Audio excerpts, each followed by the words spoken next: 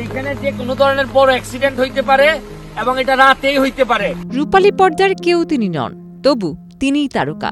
হাজারো নেতাকর্মী মিছিলের শোভাযাত্রা পিছু নেয় না তার, তবু তিনিই নেতা। তাকে ঘিরে মুঠোফোনে সেলফি তোলার হিড়িক নেই জনসাধারণের, তবু তিনিই নায়ক। পারিবারিক পদবি আর সিংহাসন কিছুই ছিল না অনুকূলে, ছিল কেবল একাগ্রতা আর ইচ্ছে শক্তি। ইচ্ছেটাও বেশ অদ্ভুত, মানুষের পাশে দাঁড়ানো।